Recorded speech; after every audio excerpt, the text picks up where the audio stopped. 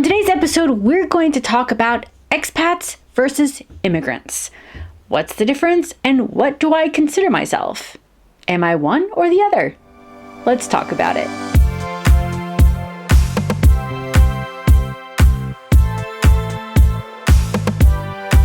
Hello, Hirn Lieblings. I'm Mari, science fiction and fantasy author who's been living in southern Germany since 2014. A while back, someone commented on one of my videos asking me about the difference between the words expats and immigrants.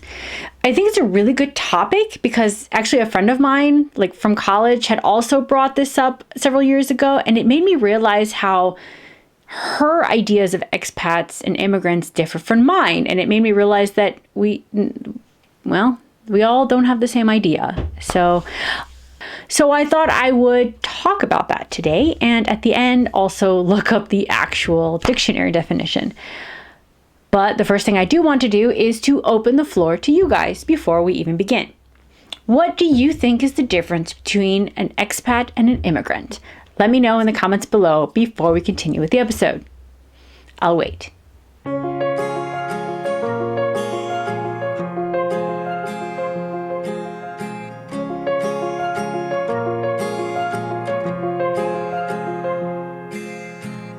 Okay, so my friend is a second generation Sri Lankan living in the UK. She believes that the difference between expat and immigrants has more racial undertones. The word immigrant is reserved for people of color, while expats are reserved for white people. And her comment got me thinking. I can absolutely see where she's coming from. She is a person of color. Her parents are considered immigrants. In the States, Latinos are assumed to be all brown and therefore immigrants.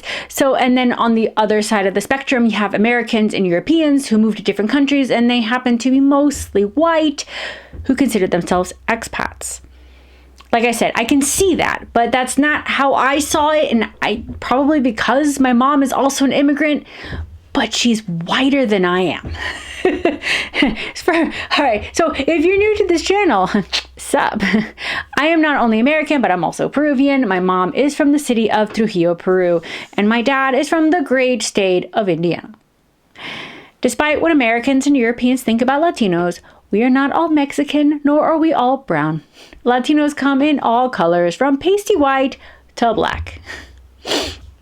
So when I say that my mom is whiter than I am actually referring to her skin color. I am medium toned, while she is fair. In fact, most of the Peruvians I grew up around were also a mix. There were white ones and brown ones and black ones. It was the whole spectrum. So I never thought of immigrants and expats with racial undertones. I saw it more from an origin or financial perspective.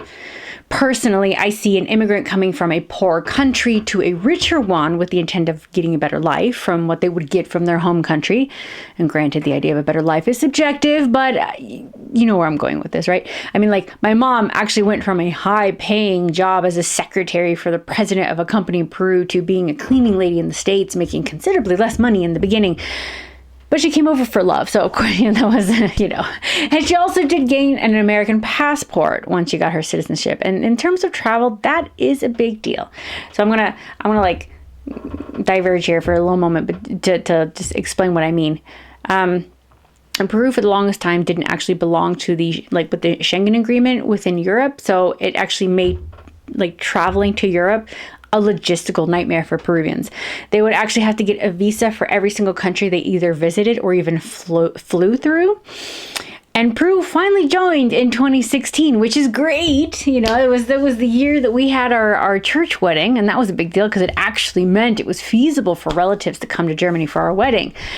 But only one did, though, because flying to Europe from Peru is also hella expensive.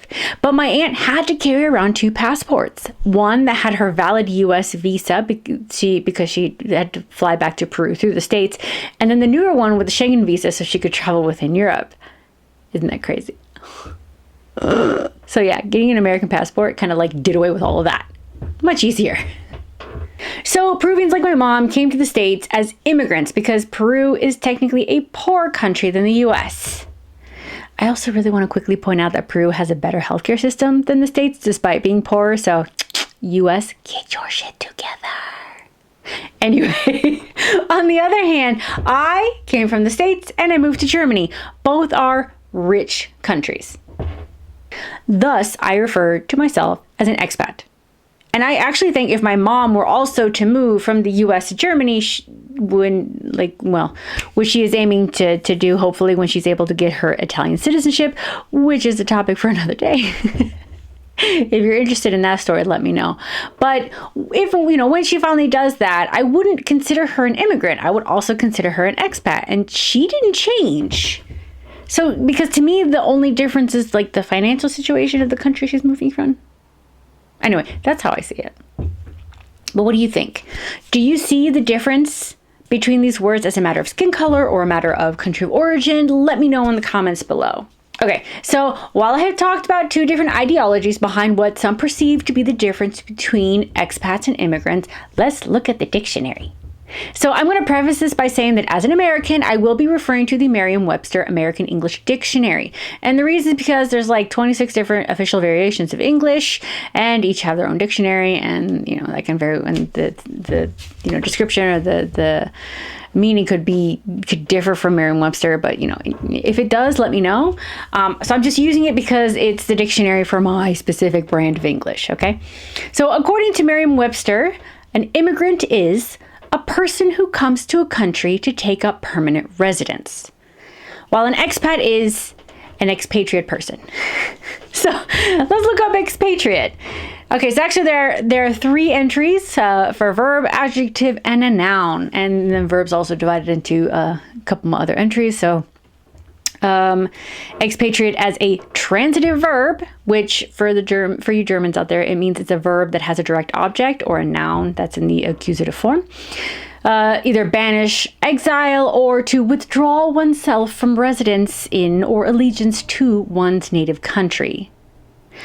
Or as an intransitive verb, which is a verb with an indirect object, or a noun in dative form, to leave one's native country to live elsewhere, or to renounce allegiance to one's native country. Okay, so that's just one entry anyway. Expatriate as a verb. As an adjective, it just means living in a foreign land. And as a noun, it's a person who lives in a foreign country, which is probably what I just should have read to begin with, but I just thought all the entries were really interesting. So, honestly, at its most basic, expat and immigrant actually kind of mean pretty much the same thing, I guess. So it really does come down to interpretation. What do you think? That's it. Thank you so much for joining me and supporting me. If you're new here, please consider subscribing and give this video a thumbs up. Please leave me a comment if you have any questions, or if there's a certain topic you'd like to see on this channel. If you want fun escapism, my space fantasy, The God Queen, and its sequel, The Last Imperator, are available in ebook, paperback, and hardback. I have all the links in the description below. If you sign up for my newsletter, you'll get a free short story as well as some behind-the-scenes goodies. And don't forget to connect with me on social media, whether it is through Instagram, Twitter, or Facebook. And that's it. Until next time, adi!